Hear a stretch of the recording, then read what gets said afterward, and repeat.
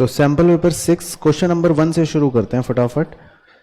Through budgetary policy government aims to promote economic stability during inflation,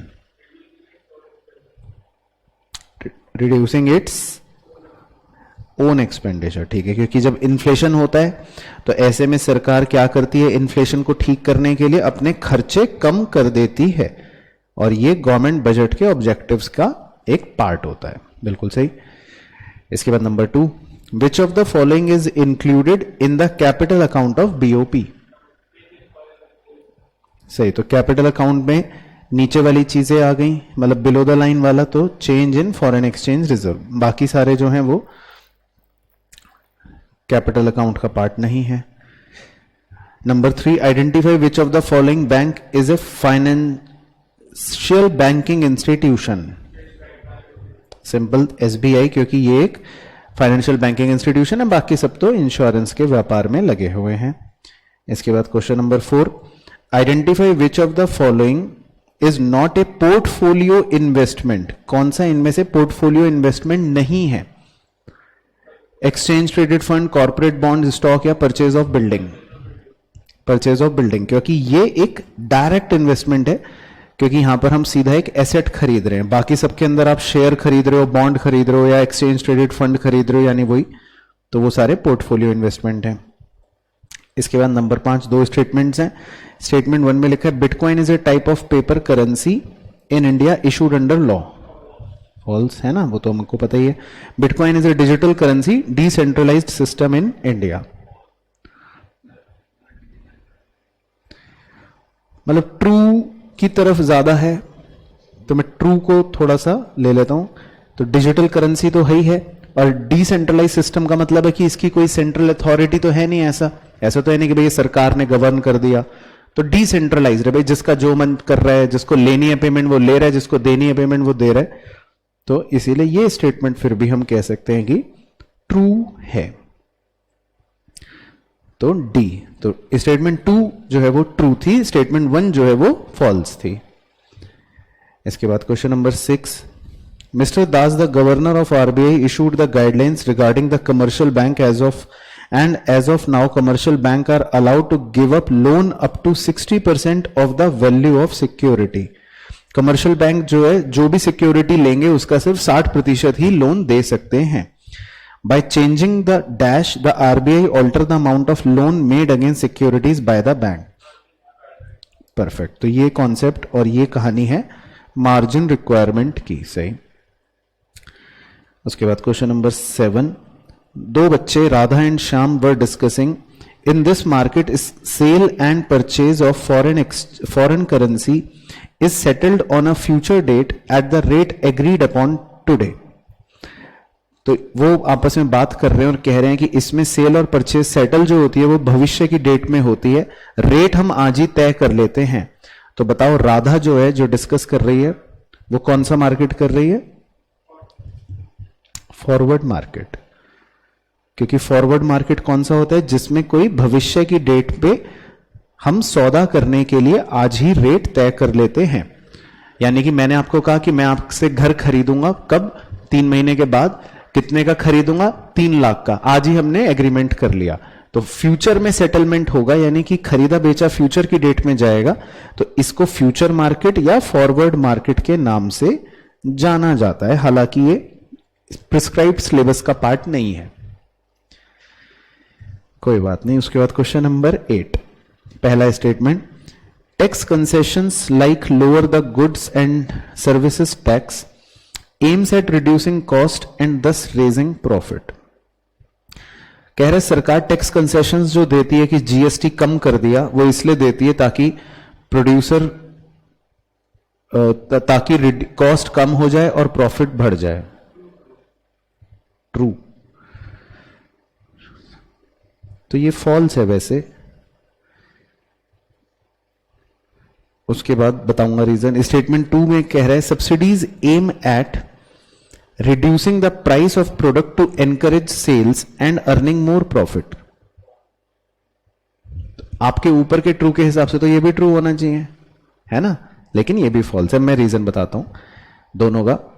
basically यहां पर सरकार का जो उद्देश्य होता है, चाहे टैक्स पर छूट देना हो चाहे सब्सिडी देना हो, वो किसी प्रोड्यूसर को फायदा पहुंचाना प्रॉफिट के रूप में या नुकसान पहुंचाने का नहीं होता। वो होता है किसी पर्टिकुलर प्रोडक्ट के वेलफेयर से रिलेटेड हो सकता है या किसी एरिया के प्रमोशन से रिलेटेड हो सकता है। सरकार कई बार कहती है कि आप अपनी फैक्ट्री अगर कहीं और लगाओगे, किसी बैकवर्ड रीजन में लगाओगे, तो हम आपको टैक्स कंसेशन देंगे या सब्सिडी देंगे। तो वहां पर सरकार का ऑब्जेक्टिव आपकी सेल्स को बढ़ाने का नहीं होता, वहां पर क्या होता है, अपना कोई रीजनल डिस्पैरिटी दूर करने का ऑब्जेक्टिव होता है। तो जो उसने यहां पर ऑब्जेक्टिव्स दिए वो गवर्नमेंट बजट वाले नहीं थे, तो इसीलिए दोनों स्टेटमेंट्स फॉल्स हो गए, है ना। तो ये गवर्नमेंट बजट वाले ऑब्जेक्टिव से रिलेटेड क्वेश्चन था, तो दोनों ही स्टेटमेंट्स जो है वो गलत हो गए। इसके बाद question number 9, current account record all the actual transaction of dash and dash, simple है, which affect the income output and employment of a country. सही, गुड्स एंड सर्विसेज, है ना। तो इसका मतलब जब वो कहता है कि जो इनकम आउटपुट या एम्प्लॉयमेंट को इफेक्ट कर रहे हैं, यानी कि वो करंट अकाउंट वाली बात कर रहा है, तो करंट अकाउंट के अंदर आप क्या क्या रिकॉर्ड करते हो, गुड्स और सर्विसेज। तो सही ऑप्शन बन गया बी, यानी 1 और 3। इसके बाद question number 10, identify the correct function of ministry of finance in respect of currency authority. तो ये भी सिंपल है, मिनिस्ट्री ऑफ फाइनेंस का फंक्शन क्या है, 1 रुपी नोट एंड कॉइन को इशू करना। सही। उसके बाद 11th में कह रहे हैं the dash 5-year plan was launched for the period starting from 1 अप्रैल 1951, ये 51 है, मिसप्रिंटिंग है, and ending 31 March 1956। First simple, पहला 5-year प्लान था। उसके बाद demographic condition refer to, demography में हम क्या स्टडी करते हैं, सही, a, birth rate, death rate, ये सारी चीजें हम डेमोग्राफी के अंदर स्टडी करते हैं।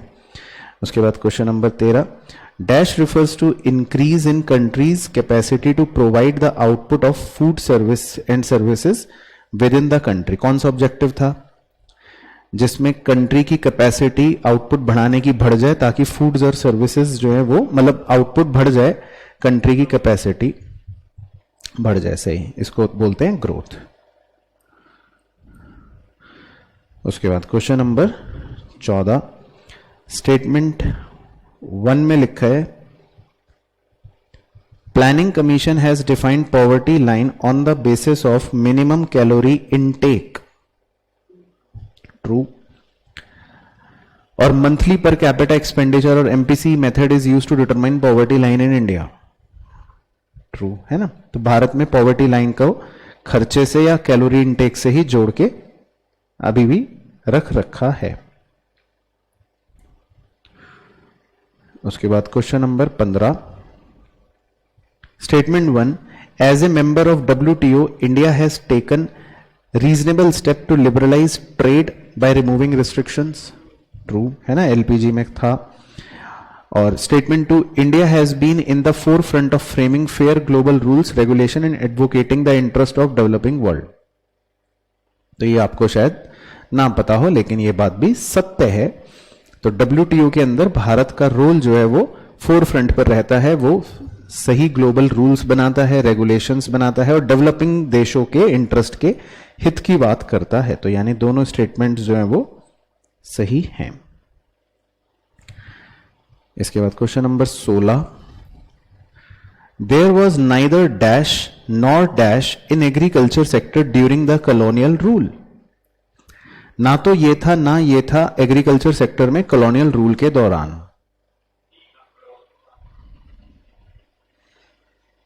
तो सबसे एप्ट ऑप्शन इसमें जो लग रहा है वो है सी, ना तो ग्रोथ थी ना इक्विटी थी, है ना, क्योंकि बाकी सब में कुछ कुछ तो था, डिप्लीशन तो था, एम्प्यूटेशन भी था, स्टैग्नेशन भी था, बैकवर्डनेस भी था, फेलियर्स भी थे, तो बाकी सब तो थे, लेकिन क्या नहीं था, उसने बोला नीदर और नॉर, यानी ना तो ये था, ना तो ग्रोथ थी और ना इक्विटी थी। तो ये दो चीजें ऐसी थी जो नदारत थी एग्रीकल्चर सेक्टर में, तो ये सबसे बेस्ट ऑप्शन बन गया।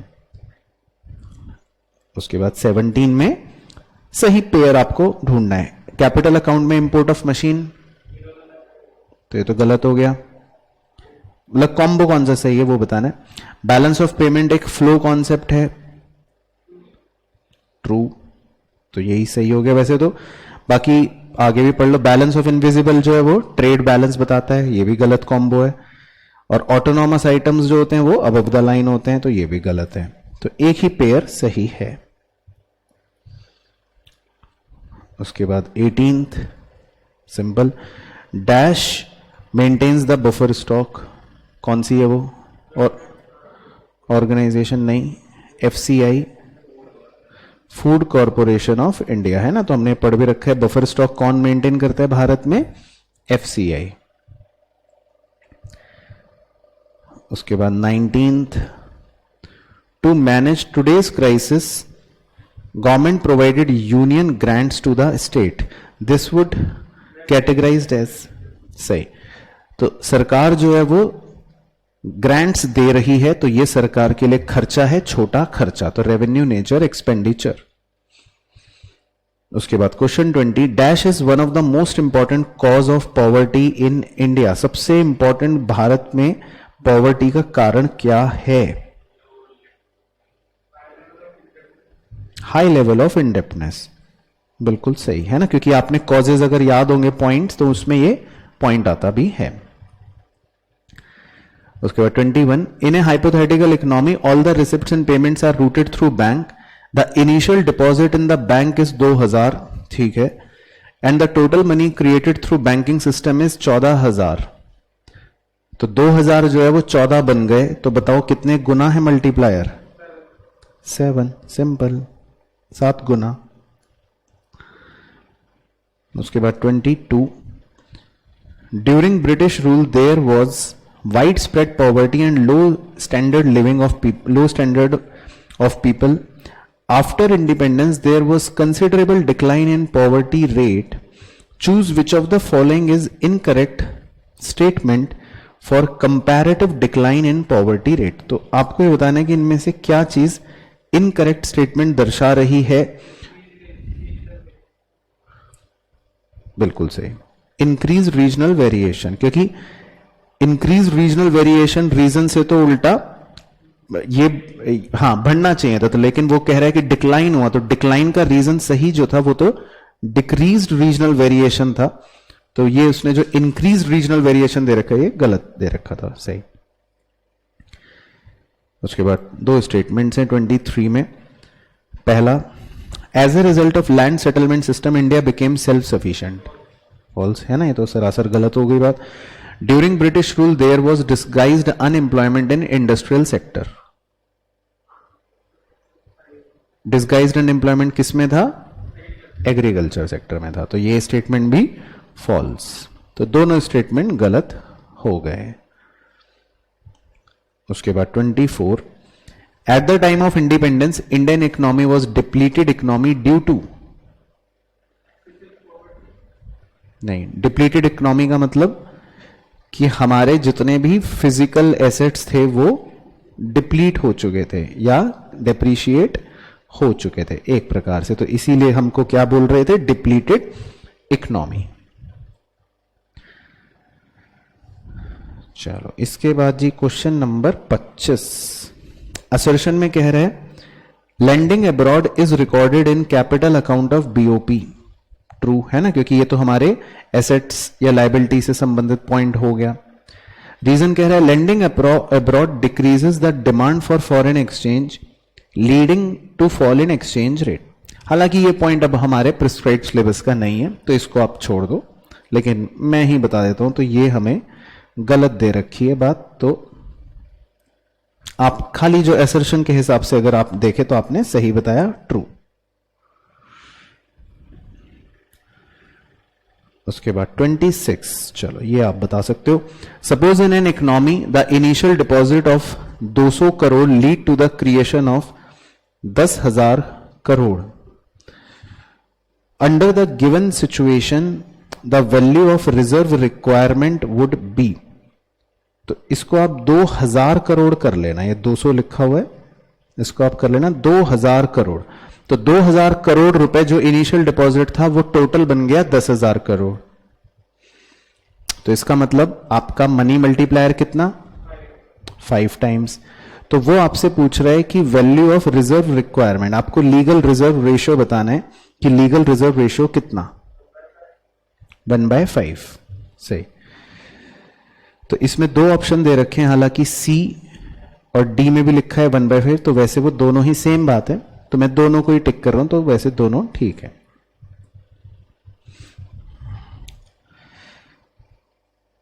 उसके बाद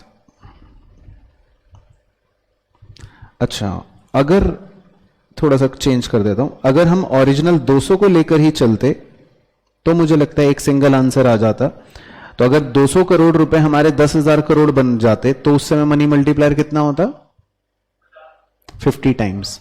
तो फिर उस केस में हमारा लीगल रिजर्व रेशियो कितना होता, 1/50। तो वो ऑप्शन एक ही दे रखा है, तो अब मैं इसको फिर 1/50 ही ले लेता हूं। तो इसका मतलब that means question was right, सही था। तो एक ही ऑप्शन अब हमारा आंसर बन जाएगा 1/50 यानी 0.02।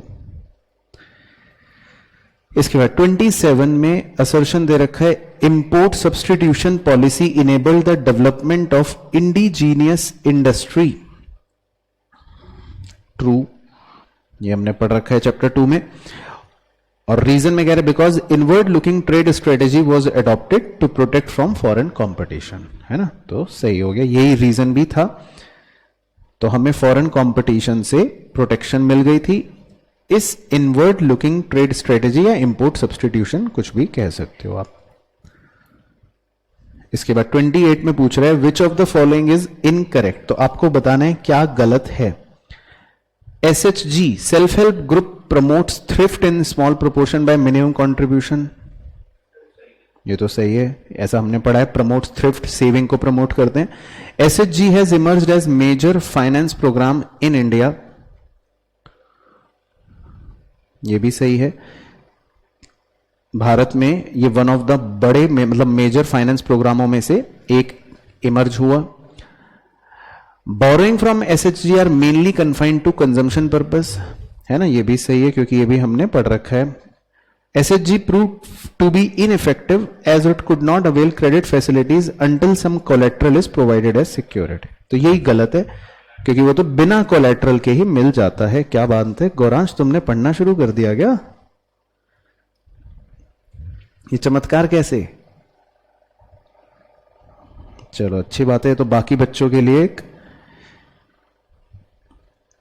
लेसन है कि जब गौरांश पढ़ सकता है और आंसर दे सकता है तो बाकी बच्चे भी कर सकते हैं। चलो 29 assertion, women education makes a favourable impact on fertility rate and health care of women and children. True है ना, सही बात है। Women education needs to be promoted to improve economic independence and social status of women. True, B है ना, क्योंकि link नहीं है दोनों स्टेटमेंट्स के बीच। उसके बाद 30 में आपको मैच करना है बेसिकली। तो प्रधानमंत्री ग्राम सड़क योजना, चूज द करेक्ट पेयर बताना है। तो sustainable management rural road network, प्रधानमंत्री जनधन योजना कह रहा है एक्सक्लूड कर दो लोगों उसको, ये तो गलत हो गया। वाल्मीकि अंबेडकर आवास योजना, यहां ये भी गलत हो गया, इधर घर की बात हो रही है और उधर एम्प्लॉयमेंट की बात हो रही है। और इंदिरा आवास योजना, ये भी गलत हो गया, है ना। तो आपको पता लग गया सही पेयर है A1। चलो इसके बाद 31 आप होमवर्क में कर लेना। 32, तो इसमें हमको कुछ बेसिक इंडिकेटर्स दे रखे हैं एजुकेशन और हेल्थ सेक्टर के। तो वो हमसे बस ये पूछ रहा है इन डैश ईयर, मतलब कौन से ईयर में human capital formation is best comparative to the other mentioned year above.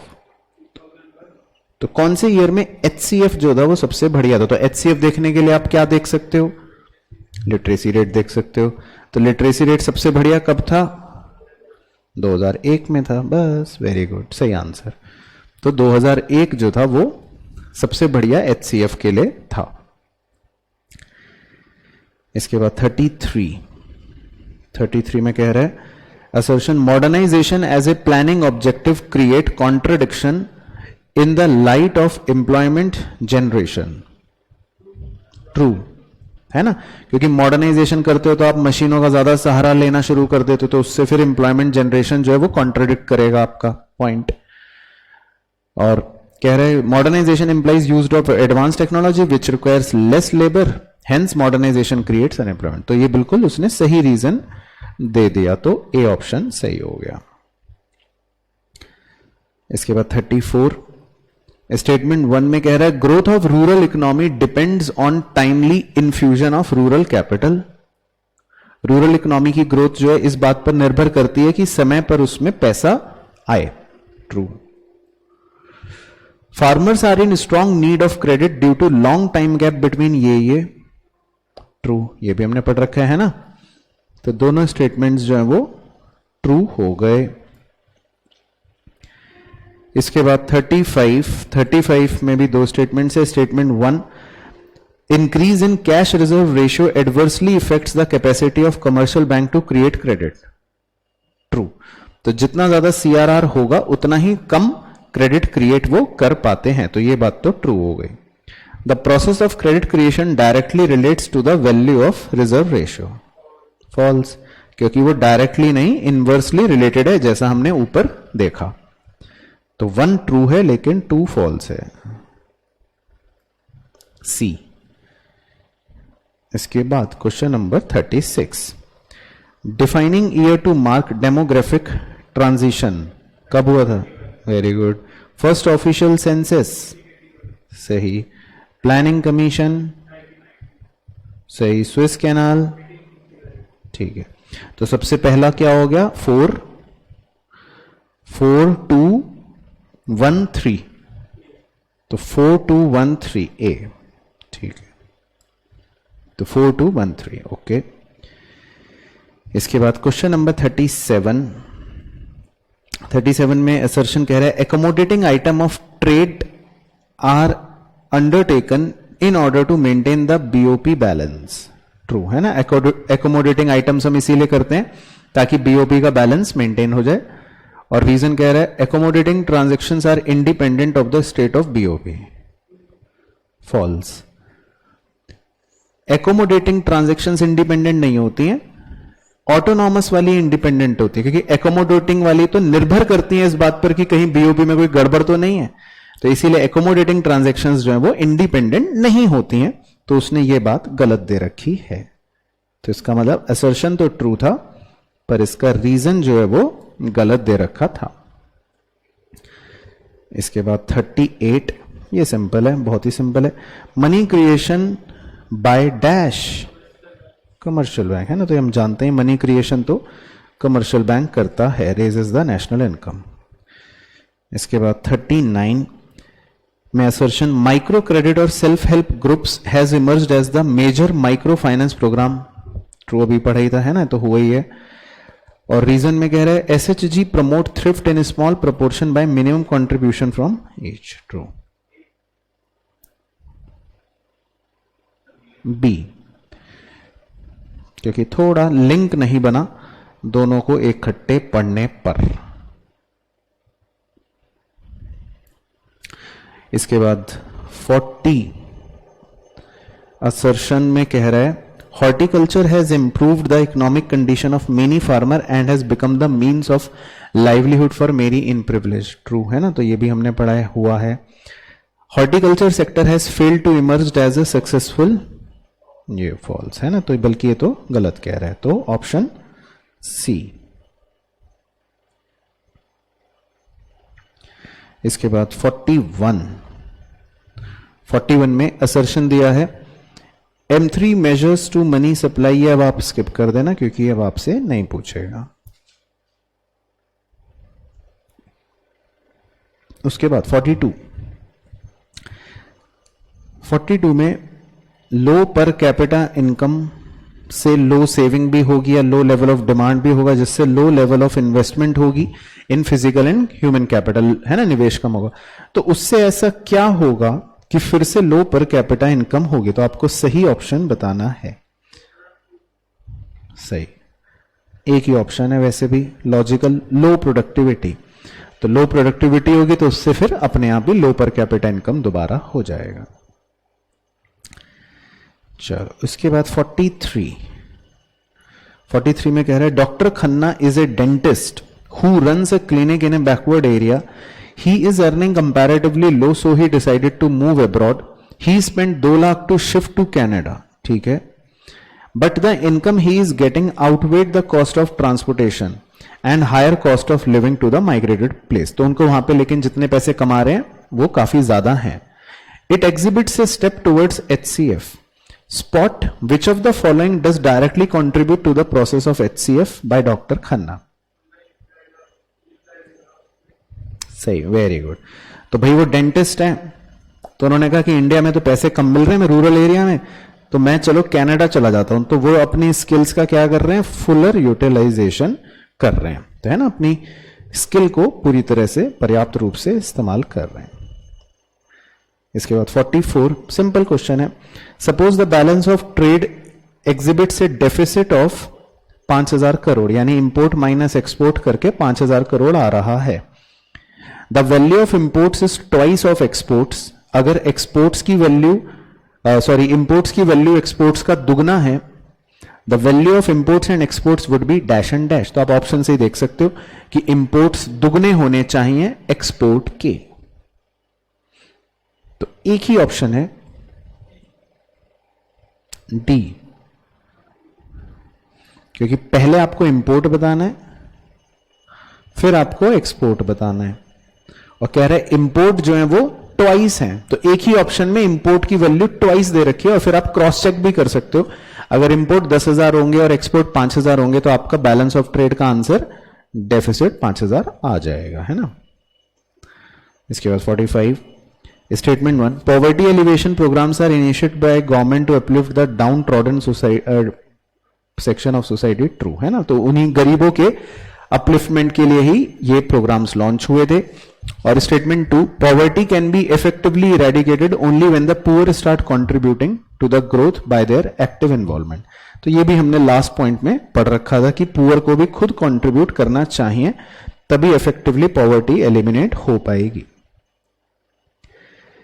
इसके बाद 46 में assertion, rise in BPO service to India is a good source of supply of foreign currency and employment generation, true. BPO service का भारत में जितना बढ़ना एक अच्छी बात है, एम्प्लॉयमेंट जनरेशन तो हो गई। BPO service lead to huge inflow of foreign exchange into the country, true, है ना। हालांकि ये ए है क्योंकि उसमें बोल रहा है कि ये सप्लाई का सोर्स है, और रीजन क्या है कि क्योंकि इससे इनफ्लो बढ़ता है फॉरेन एक्सचेंज का। तो थोड़ा सा ग्रे एरिया में है क्वेश्चन, क्योंकि आपको supply of foreign exchange prescribed syllabus में नहीं पढ़ाते, चलो, परंतु फिर भी मैंने आपको बता दिया इन केस ऐसा क्वेश्चन पूछे तो। इसके बाद 47 में आपको बताना है कि सही क्या है, आइडेंटिफाई द करेक्ट स्टेटमेंट। तो एक एक करके पढ़ लेते हैं। Drain of Indian wealth during colonial rule means that the national product of the Britain was used by British government, ये तो गलत ही हो गया। Drain of Indian wealth during the colonial rules mean that the national product of Britain was used by British government for India, ये भी गलत हो गया। Drain of Indian wealth during colonial rule means that the national product of India was used by British government for their own country and not for India, है ना, यही सही है, क्योंकि इसी को हम कहते हैं ड्रेन ऑफ इंडियन वेल्थ, सही। उसके बाद 48 में हमें सही मैच बताने हैं। इन्फ्लेशन, बिल्कुल सही, इन्फ्लेशन होने से आपकी परचेजिंग क्षमता कम हो जाएगी। पॉपुलेशन एक्सप्लोजन से लो पर कैपिटा इनकम हो जाएगी, क्योंकि आपका डिनोमिनेटर बढ़ गया, एक फ्रैक्शन है, पर कैपिटा इनकम मतलब total income divide by total population, तो आपका डिनोमिनेटर जितना बढ़ेगा उतना आपका आंसर लो होना शुरू हो जाएगा। Inequality of income, simple, unequal distribution. और high illiteracy, lack of knowledge. तो 2413, तो 2413 मतलब जो मैच हो रहे हैं वो ऑप्शन डी में सही हो रहे हैं। चलो बहुत ही बढ़िया। उसके बाद जी लास्ट क्वेश्चंस 12। तो ये हमको दे रखा है गवर्नमेंट बजट का ढांचा। अब तो आपको काफी हद तक याद आ चुका होगा कि कैसे दे रखा होता है। 4 मेन हेडिंग क्या क्या होती हैं, आरआर, सीआर, इन दोनों को ऐड कर देते हैं तो टोटल रिसिप्ट। इसमें एक फिस्कल डेफिसिट के नाम से डायरेक्ट क्या है, बोरोइंग्स, ये हो गई फिस्कल डेफिसिट। उसके बाद टीई जो होता है सीई प्लस आरई।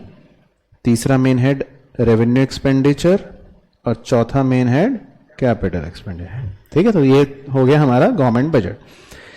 तो अब वो पूछ रहे the increase in value of borrowings from 2018 to 20 implies the greater fiscal deficit in 2020 bye.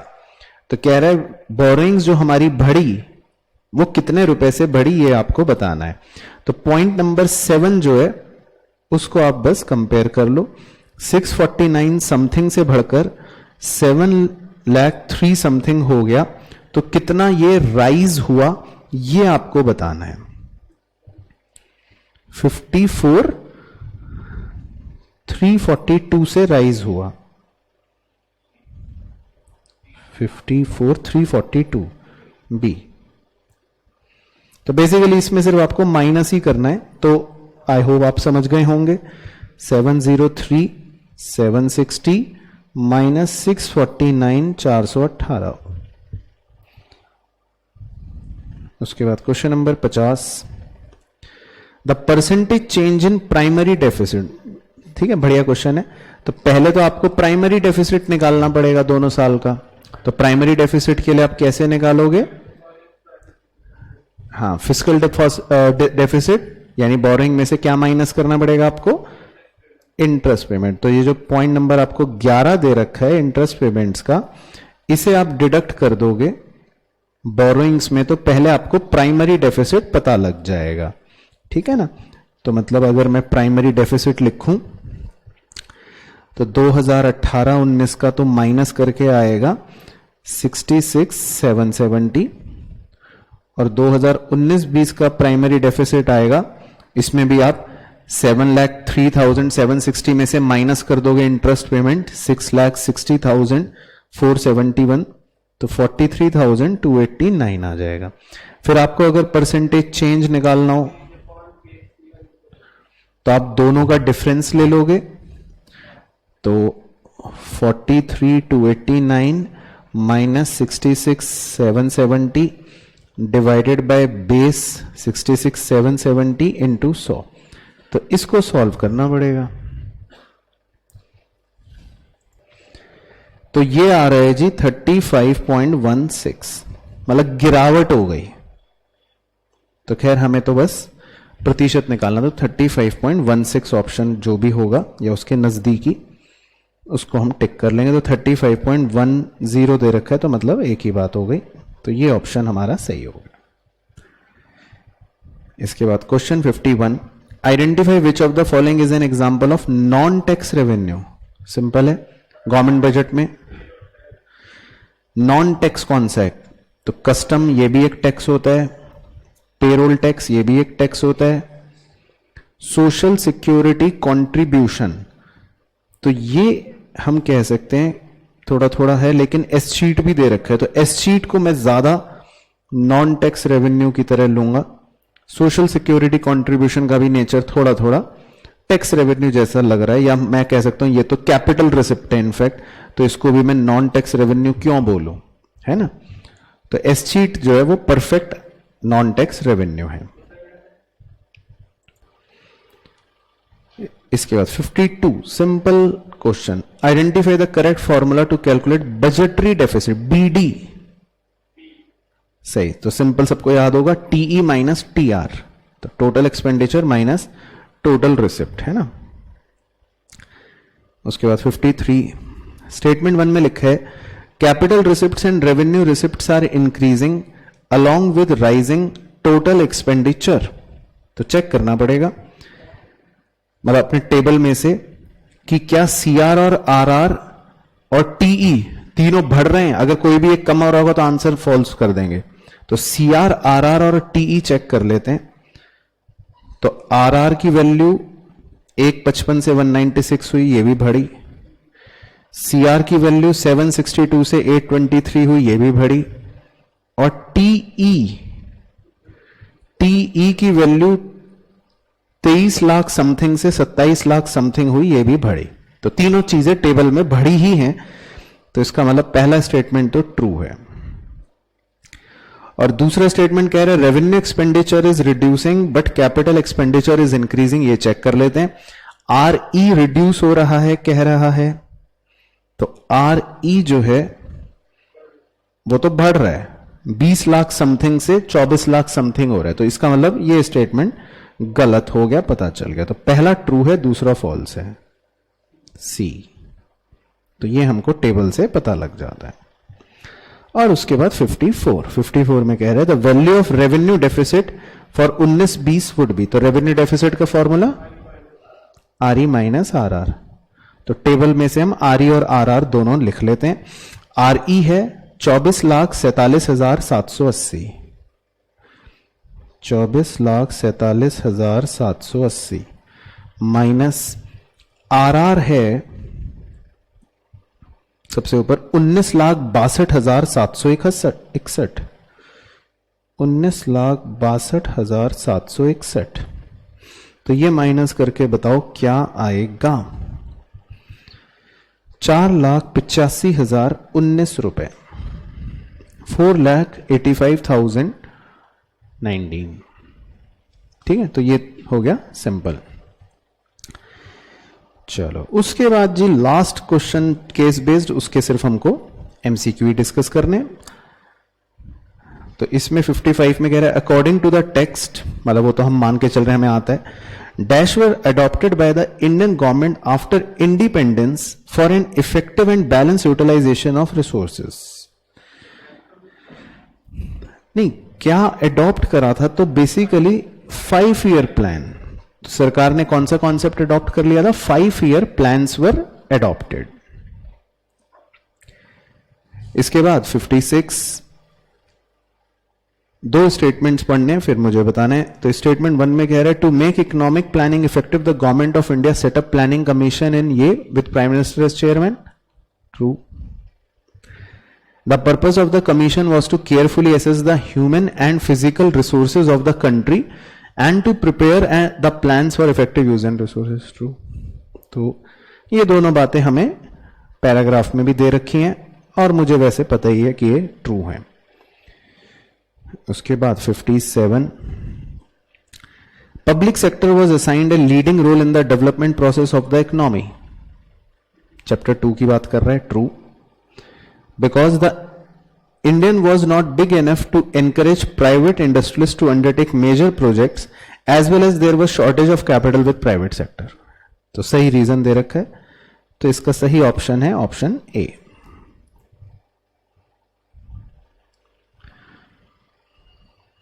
उसके बाद 58 में आपको पूछ रहा है कि गलत स्टेटमेंट बताना है, क्या गलत है। तो first 5 year plan was focused primarily in the development of primary sector. तो ये तो सही है। Goals of 5 year plans were listed as growth, equity, self reliance and modernisation. ये भी सही है। Government of India constituted NITI Aayog to replace the planning commission. ये भी सही है। The third 5 year plan focused on public sector and rapid industrialisation. तो यही गलत हो गया। वैसे भी रैपिड इंडस्ट्रियलाइजेशन नहीं था। हाँ। उसके बाद है जी 59, statement 1, planning commission was constitutional body with the prime minister as the chairman. False. तो प्लानिंग कमीशन जो है वो कोई कॉन्स्टिट्यूशनल बॉडी नहीं है, कॉन्स्टिट्यूशनल बॉडी नहीं है। Statement 2, the purpose of commission was to prepare the plans for the effective use of resources. True. सही है ना। बी, मतलब सी, sorry D.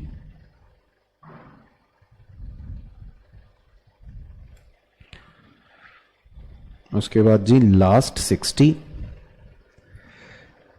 Partition of the country virtually disrupted the economy, true, because India suffered shortage of agricultural potential and there was food shortage as the rich food production areas of West Punjab and Sindh went to Pakistan. True. तो इसका भी option वैसे ए है सही option, perfect. चलो तो complete हो गया देखो।